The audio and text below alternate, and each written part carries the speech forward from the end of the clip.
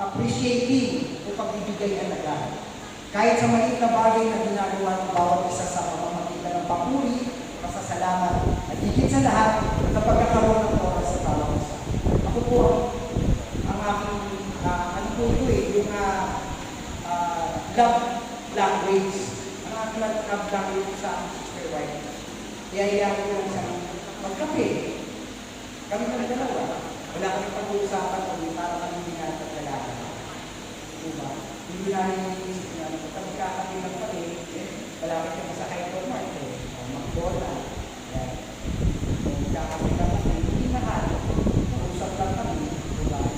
Yung mga sinasakiwan namin yung mga pagkain natin.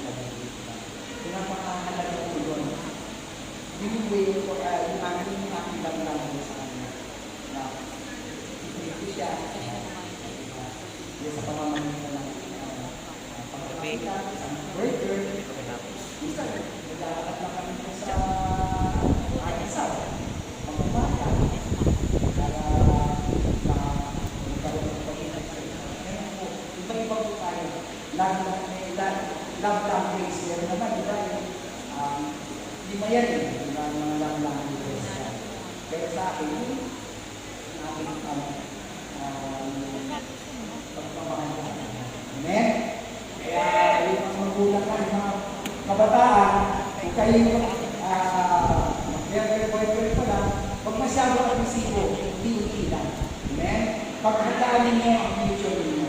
Kasi napakasarap na kapag tayo handa at maganda pa, sa lahat ng mga naghanda, 60 or 80% ng mga naghandang kabataan, hindi napapabuti ang kanilang buhay.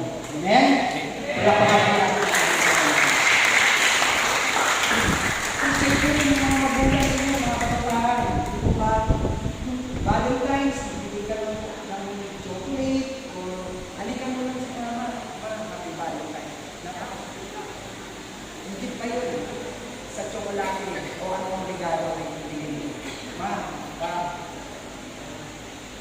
I love you, happy Valentine's.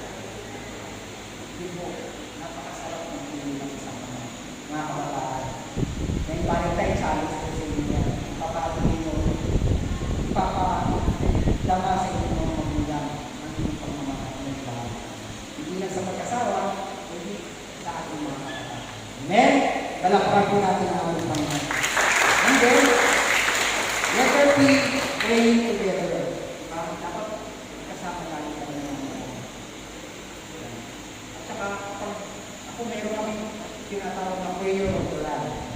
Isa na akin ito. Ako nagbibiyahin prayer. Napakahalaga po yun. Ang youth prayer.